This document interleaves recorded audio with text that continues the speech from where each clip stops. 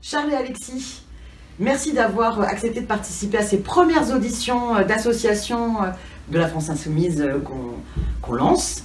Donc on a décidé, nous, au niveau de la France Insoumise, de mener une campagne de votation pour la municipalisation de Vélib, parce que ça nous semble important de reprendre voilà, Vélib en régie directe, parce que c'est un fiasco avec Smooth & Go et Hidalgo en ce moment, mais parce qu'on pense que ce service public-là peut permettre, enfin, a vocation vraiment à développer la pratique du vélo. Mais on estime que c'est dans le cadre d'une stratégie avec plein d'autres mesures pour encourager la pratique du vélo. Bon, moi je siège au Conseil de Paris et je relaye bien souvent voilà, des batailles, que ce soit qu'il s'agisse des infrastructures, de plusieurs problématiques autour du vélo. Mais là, si on souhaite vous auditionner, c'est qu'on voudrait avoir vraiment toute votre expertise, tout votre regard. Donc à la fois comprendre, selon vous et l'ensemble des adhérents de vos associations, on en est où aujourd'hui? C'est quoi le problème? Pourquoi est-ce que Paris a à ce point-là aussi peu de personnes finalement qui pratiquent le vélo pour une grande ville comme Paris si on compare à d'autres villes? Et puis aussi qu'on comprenne comment on peut lever les freins et qu'est-ce qui peut finalement encourager, quelles sont les bonnes mesures à prendre, avec aussi ce regard, bon, on arrive à la fin d'un mandat, dans 2 ans, il y aura à nouveau des élections. C'est quoi du coup vos attentes pour les programmes municipaux des différentes listes quoi. Je ne sais pas. Lequel de vous deux veut commencer? Ouais, je vais commencer peut-être par un peu de diagnostic. Ouais. Nous, on a conduit avec la Fédération française des usagers de la bicyclette une grande enquête Parlons Vélo. Il y a eu 8000 réponses à Paris et c'était l'expression des Parisiens qui disaient comment ils se sentent à vélo, quelles sont les difficultés ou les choses plaisantes qu'ils rencontrent. Et on s'est aperçu de 3 grandes choses, je dirais. Le premier frein à la pratique du vélo, c'est que les gens ne se sentent pas en sécurité, ils trouvent qu'il n'y a pas assez de pistes cyclables, ils n'aiment pas être en fait mélangés avec le trafic motorisé, y compris avec les bus. Voilà. Donc il faut imaginer que pour que ça devienne quelque chose de populaire, de généraliser à tout le monde, y compris les seniors, les enfants, il va falloir offrir des conditions de circulation vraiment rassurantes pour tout le monde et donc des pistes cyclables sécurisées qui ne s'interrompent pas, donc un véritable effet de réseau, un peu comme on a un réseau de métro, et est-ce qu'on pourrait avoir un réseau de pistes cyclables qui nous permet d'aller partout en sécurité.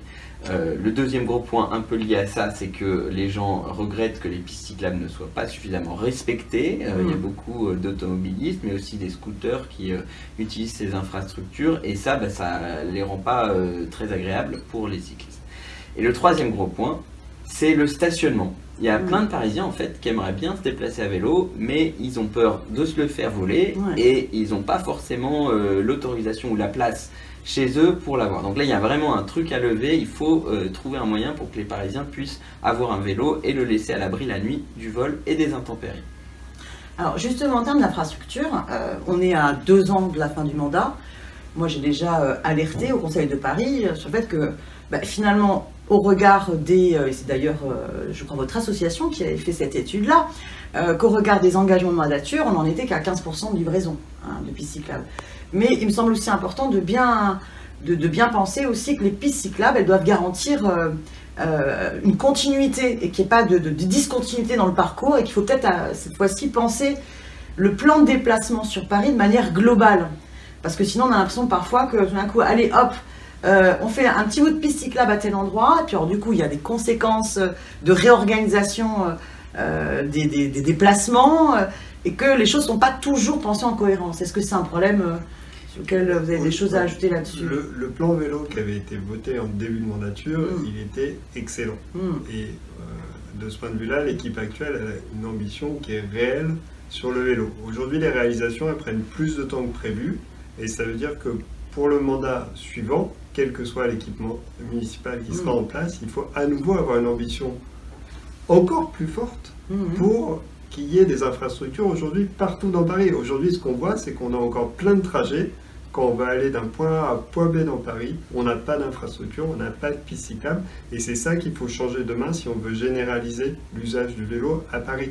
Et ça, de ce point de vue-là, avec l'équipe actuelle, on a rendu légitime le vélo. Demain, il faut le rendre juste évident. Et c'est ça l'étape suivante qu'il faut faire. Donc aller au-delà des 15% aller au-delà de livraison. Exactement. Il faut aller plus loin, et aller plus loin même que le plan vélo, ce qui était prévu initialement. C'était une bonne ambition parce qu'on partait quasiment de rien du tout en termes d'aménagement cyclable, Mais demain, il faudra aller encore plus loin pour que sur tous les axes où il y a une circulation importante, il y ait une piste cyclable protégée, protéger les voitures et protéger aussi du stationnement, protéger des mésusages qui sont aujourd'hui trop fréquents et dont souffrent aujourd'hui les cyclistes et ce qui empêche les non-cyclistes de se mettre au vélo.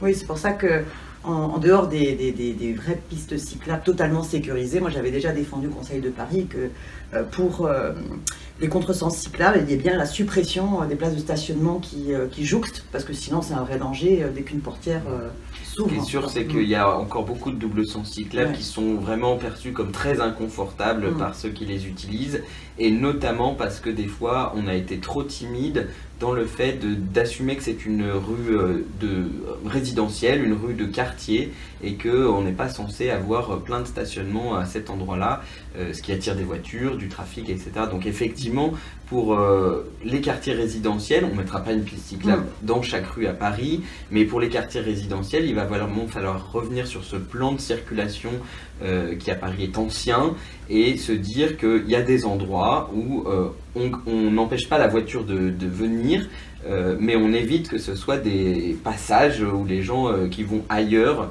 utilisent ça comme un raccourci. C'est-à-dire que voilà, s'il y a des voitures à cet endroit-là, c'est parce qu'ils ont une bonne raison d'y être, pas parce que c'est plus pratique grâce à Waze de passer par là. Par exemple. Voilà. Sachant que cette pratique-là se développe énormément. Alors, vous avez parlé du stationnement. C'est vrai que la question du stationnement résidentiel, mais aussi sur son lieu de travail, est essentielle pour que ça devienne, comment dire, rassurant et ça devient une évidence d'aller à son travail à vélo, parce que c'est pas compliqué de déposer son vélo au travail et puis en même temps de sortir de chez soi. Je sais que vous avez plusieurs idées là-dessus, et notamment j'aurais aimé vous faire parler des vélobox. Aujourd'hui, le vol, c'est un fléau. Et c'est un fléau à Paris pour les gens qui se déplacent avec leur vélo personnel, parce que quand on laisse son vélo la nuit, malheureusement, assez vite, on risque de se faire voler, et encore plus si c'est un vélo électrique ou un vélo un peu neuf, un peu récent, et donc ça c'est aujourd'hui le problème. Qu'est-ce qu'on demande en tant qu'association, et là pour le coup il y a un vrai retard qui a été pris, c'est de développer du stationnement résidentiel sécurisé, avec des boîtes collectives qui seraient gérées par les habitants, où on pourrait mettre son vélo à 5-10 vélos collectivement pour garer son vélo en bas de chez soi, parce que dans les immeubles parisiens, il n'y a pas la place pour des locales vélos. Il y a des immeubles qui sont équipés, mais la plupart des immeubles, on n'installera pas le local vélo, et donc il faut ces vélobox. Ouais, et je dirais que ça boucle pas mal avec l'idée qu'il faut réduire le stationnement des voitures, parce que du coup ça fait de la place pour mettre des boîtes à vélo. Et la ville de Grenoble travaille à cela. C'est ça. Voilà, supprimer une place de stationnement, c'est-à-dire qu'on enlève une voiture et à la place on met 10 vélos. Voilà, donc c'est franchement 10 fois plus de personnes contentes.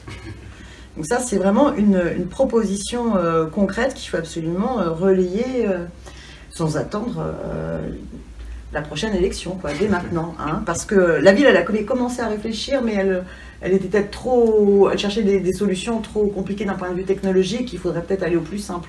Ouais, bon, là, ce qui est sûr, c'est qu'il faut des solutions rustiques, et ce qu'il faut avoir en tête, c'est que, par exemple, le partage est souvent mis en avant, en se disant c'est forcément chouette de partager, un peu comme Vélib, sauf que quand on parle de stationnement vélo résidentiel, c'est bien pour que quand on rentre du boulot le soir, surtout si on est dans un quartier qui est fréquenté le soir, quoi. Donc en fait, il faut... Mais par ailleurs, ça permet d'amener une idée de la propriété d'usage, quoi. Je ne suis pas propriétaire de mon emplacement vélo en bas de chez moi, mais c'est la municipalité qui est propriétaire, mais finalement, j'en ai la propriété d'usage pour un temps à l'année, ou sur 2 ans, 3 ans, tout est possible. Donc on a parlé de la sécurité, on a parlé du vol. Ça peut lever un certain nombre de freins. Maintenant, il y a des leviers qui peuvent faciliter, encourager le développement de la pratique du vélo. C'est pour ça que nous, on est très attachés à Vélib, non pas comme fin en soi, mais parce que ça permet à des gens de commencer l'expérimentation. Je sais que vous avez une excellente idée pour justement encourager l'expérimentation du vélo sur des plus longues durées. Est-ce que vous pouvez me parler de votre proposition de location de moyenne et longue durée du vélo, avec quasi une gratuité à penser, que ce soit pour les lycéens et notamment les étudiants? L'idée, c'est d'ancrer les habitudes de déplacement. Quand vous êtes habitué à vous déplacer en voiture, forcément, quand vous sortez de chez vous, vous allez prendre votre voiture. Quand vous êtes habitué à vous déplacer en moto, vous sortez de chez vous, vous prenez votre moto. Mais il faut habituer les gens à prendre le vélo. Et pour ça, l'un des meilleurs leviers, c'est de toucher les jeunes avant qu'ils aient pris les mauvaises habitudes.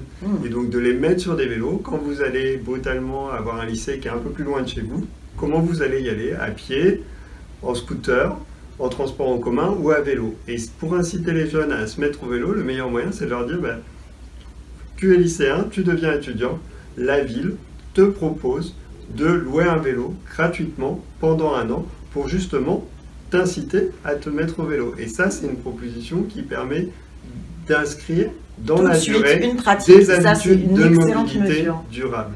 Ce qui est intéressant aussi dans un dispositif comme ça, qui est le type de dispositif mis en place à Grenoble ou à Strasbourg, c'est que tout ce qui peut constituer un frein, un peu se dire je ne sais pas bricoler un vélo, etc., c'est la ville qui s'en occupe et qui vous maintient votre vélo. C'est un vélo municipal, donc le vol, il n'y en a quasiment pas sur ce type de vélo. Donc voilà, le jeune... Et après, j'imagine qu'on peut aussi faire un lien avec des ateliers de réparation, parce que je ne dis pas forcément que j'amène mon vélo dès qu'il y a un problème et puis la ville, elle s'en charge.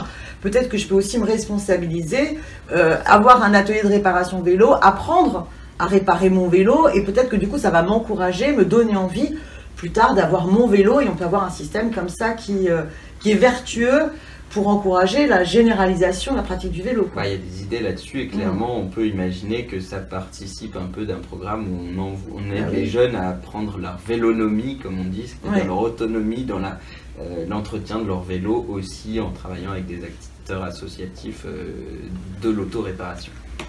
Eh bien écoutez, c'est déjà plein d'idées extrêmement riches, je suis sûre que vous en avez en plus sans doute d'autres. Ça peut vous donner envie, si vous allez regarder cette vidéo, bien d'aller regarder les sites internet de vos associations, de vous mettre au vélo si vous n'êtes toujours pas mis au vélo, et puis si vous êtes déjà au vélo, de rejoindre aussi ces associations, parce que l'implication citoyenne est toujours essentielle, et je pense que plus on est nombreux à échanger nos expériences, plus on peut du coup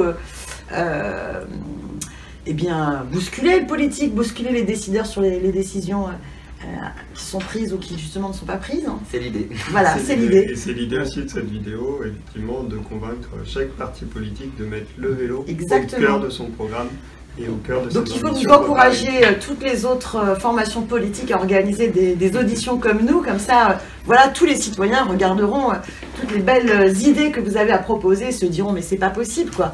À Paris à vélo, il faut le développer, voilà. C'est ça. On va plus vite que les autos. Et bien à la prochaine vidéo.